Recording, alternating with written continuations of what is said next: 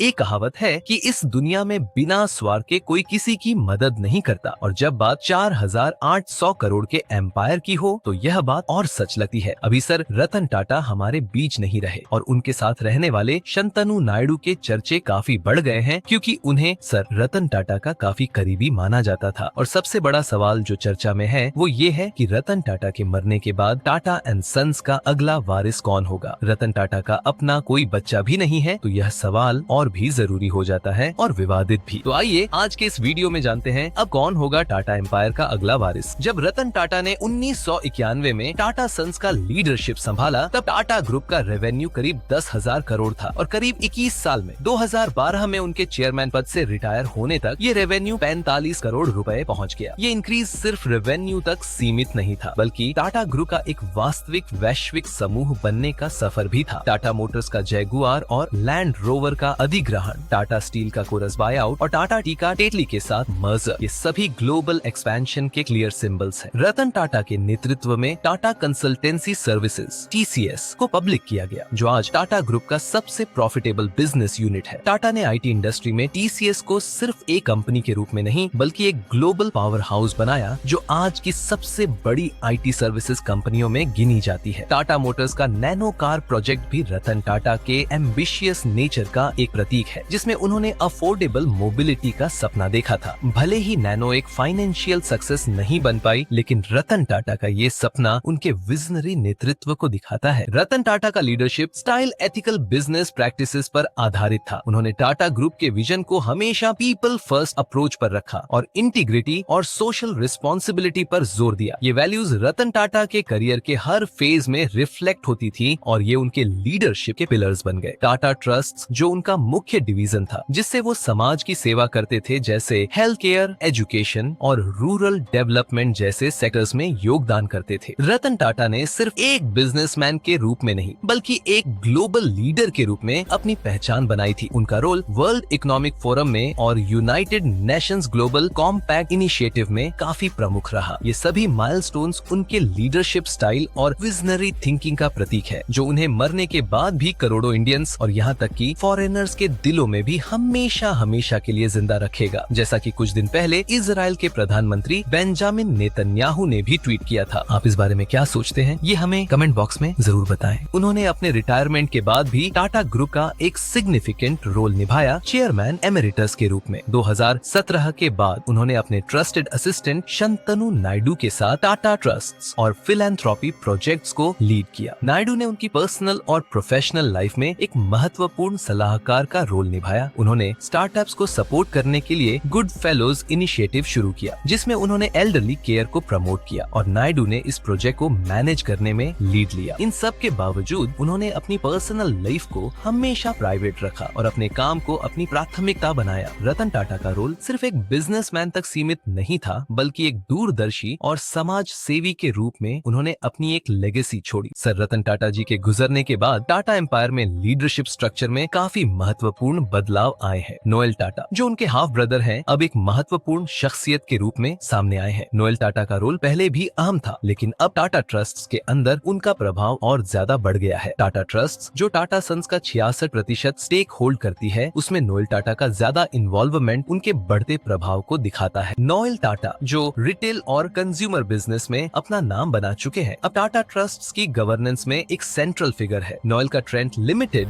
और टाटा इंटरनेशनल का leadership experience उन्हें एक ट्रस्टेड पर्सन बनाता है, जो टाटा के फिलैंथ्रोपी और बिजनेस साइड दोनों को संभाल सकते हैं। टाटा ट्रस्ट्स में उनका बड़ा रोल होने के कारण अब उनकी राय टाटा सन्स के चेयरमैन और बोर्ड मेंबर्स के सिलेक्शन में अहम रहेगी। रतन टाटा के जाने के बाद नोएल टाटा के प्रभाव के बढ़ने से यह अटकलें लगाई जा रही हैं कि आने वाले दिनों में टाटा ग्रुप के स्ट्रेटेजिक डायरेक्शन में उनका रोल और ज्यादा होगा। लेकिन अभी भी टाटा सन्स के ऑपरेशनल लीडरशिप का कंट्रोल नाटाराजन चांद्रास्करान के हाथ में है, जो 2017 से चेयरमैन बने हुए हैं। दोस्तों, अगर आपको ये वीडियो पसंद आ रहा है तो इस वीडियो को लाइक जरूर करें और ऐसे और जानकारी से भरे वीडियो देखने के लिए चैनल को सब्सक्राइब भी कर लें। नटराजन चंद्रशेखरन, जो पहले टाटा कंसल्टेंसी सर्विसेज TCS को लीड करते थे, उन्होंने रतन टाटा के बाद ग्रुप को स्थिरता और विकास के रास्ते पर रखा। चंद्रशेखरन ने टाटा ग्रुप का फोकस डिजिटल ट्रांसफॉर्मेशन और टेक्नोलॉजी सेक्टर्स पर रखा, जिसमें टाटा का EV इलेक्ट्रिक व्हीकल और Tata new super app initiatives शामिल हैं। उनकी स्ट्रेटेजिक विजन और ऑपरेशनल एक्सीलेंस के चलते टाटा ग्रुप का ट्रांसफॉर्मेशन सफल रहा है और यह आगे भी नटराजन चंद्रशेखरन की लीडरशिप में जारी रहेगा। रतन टाटा के देहांत के बाद चंद्रशेखरन की लीडरशिप और नोएल टाटा का रोल एक बैलेंस क्रिएट करते हैं, जहां एक तरफ प्रोफेशनल मैनेजमेंट है और दूसरी तरफ परिवार का पारंपरिक प्रभाव। अब सवाल ये उठता है कि क्या नटराजन चंद्रशेखरन और नोएल टाटा के बीच का यह संतुलन टाटा ग्रुप को आगे बढ़ाने के लिए पर्याप्त होगा, और क्या टाटा ट्रस्ट्स के फिलैंथ्रोपी ड्रिवन विजन को कॉर्पोरेट प्रॉफिट्स और ग्रोथ की प्राथमिकताओं के साथ सही से बैलेंस किया जा सकेगा। रतन टाटा के निधन के बाद सबसे ज्यादा चर्चा में रहा शख्स है शांतनु नायडू। वह रतन टाटा के सबसे करीबी और विश्वास पात्र माने जाते थे, जिनका न केवल रतन टाटा के पर्सनल लाइफ में बल्कि प्रोफेशनल डिसीजन मेकिंग में भी गहरा इन्वॉल्वमेंट था। उनके और रतन टाटा के बीच की दोस्ती एक फॉर्मल बॉस एम्प्लॉय से कहीं आगे थी। शांतनु नायडू ने टाटा ट्रस्ट्स में काम किया है और गुड फेलोज जैसे प्रोजेक्ट्स में रतन टाटा के साथ मिलकर काम किया है। अब सवाल उठता है कि शांतनु नायडू का टाटा ग्रुप में आगे का रोल क्या होगा। वो खुद एक यंग इनोवेटर और सोशल एंटरप्रेन्योर है और रतन टाटा के बाद यह देखा जा रहा है कि क्या उन्हें भविष्य में टाटा ट्रस्ट्स या टाटा सन्स में कोई औपचारिक भूमिका दी जाएगी। फिलहाल इस बारे में कोई स्पष्टता नहीं है, लेकिन कई लोग मानते हैं कि शांतनु का रोल सिर्फ व्यक्तिगत सहायक का नहीं था, बल्कि वह भविष्य में भी ग्रुप की सोशल रिस्पॉन्सिबिलिटी और इनोवेशन से जुड़े कामों में अहम भूमिका निभा सकते हैं। लेकिन क्या यह सब बिना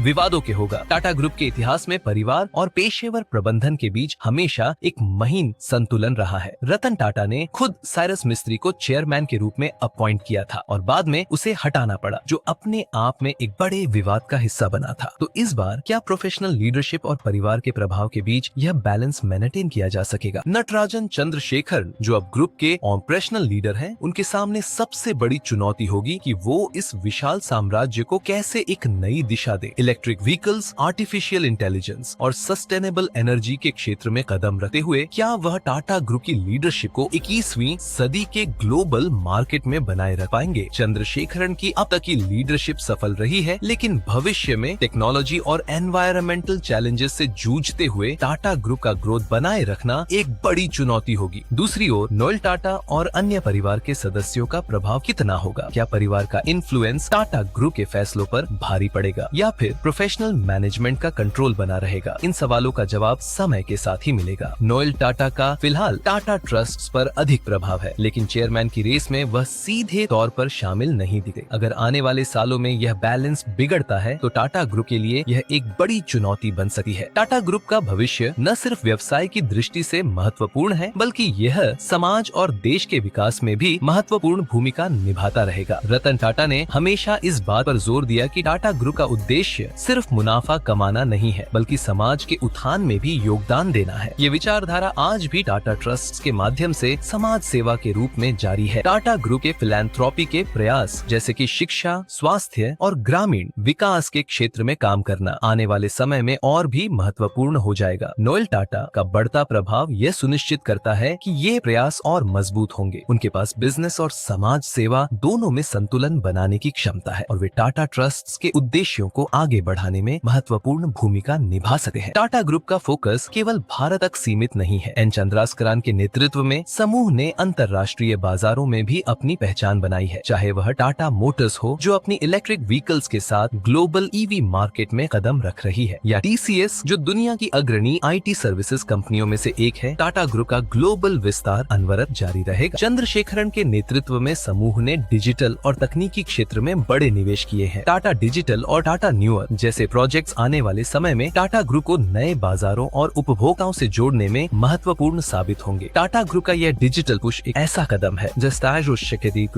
जिससे समूह भविष्य की प्रतिस्पर्धा के लिए तैयार रहेगा। रतन टाटा के जाने के बाद टाटा ग्रुप के सामने कई चुनौतियां खड़ी होंगी। सबसे बड़ा सवाल यह रहेगा कि क्या एन चंद्रशेखरन और नोएल टाटा के बीच का तालमेल समूह को सही दिशा में ले जा पाएगा, और क्या टाटा ट्रस्ट के सामाजिक उद्देश्यों को कॉर्पोरेट दुनिया की जरूरतों के साथ संतुलित किया जा सकेगा। रतन टाटा की विचारधारा, उनके सिद्धांत और उनका नेतृत्व हमेशा टाटा ग्रुप का मार्गदर्शन करेगा। चाहे कोई भी नेतृत्व करे, उन्हें इस बात का ख्याल रखना होगा कि टाटा ग्रुप का उद्देश्य सिर्फ व्यवसायिक लाभ नहीं है, बल्कि समाज के उत्थान और सेवा के लिए भी एक महत्वपूर्ण भूमिका निभाना है। आने वाले सालों में हम देखेंगे कि कैसे यह समूह इन चुनौतियों का सामना करता है और रतन टाटा की विरासत को बनाए रखते हुए नए अवसरों और बाजारों में आगे बढ़ता है। तो क्या टाटा ग्रुप बिना रतन टाटा के वैसा ही रहेगा जैसा वह उनके नेतृत्व में था? क्या शांतनु नायडू जैसे नए चेहरे या नोएल टाटा का बढ़ता प्रभाव ग्रुप के भविष्य को नई दिशा दे पाएगा? और क्या एन चंद्रशेखरन की लीडरशिप इस विशाल साम्राज्य को भविष्य के चैलेंजेस के लिए तैयार कर पाएगी? ये सभी सवाल हमें आगे आने वाले समय में ही पता चलेंगे। आप इस पर क्या सोचते हैं? नीचे कमेंट्स में जरूर शेयर करें और अगर आपको यह वीडियो पसंद आया हो तो इसे लाइक करें और चैनल को सब्सक्राइब करना न भूलें ताकि आप ऐसे और दिलचस्प वीडियोस देख सके।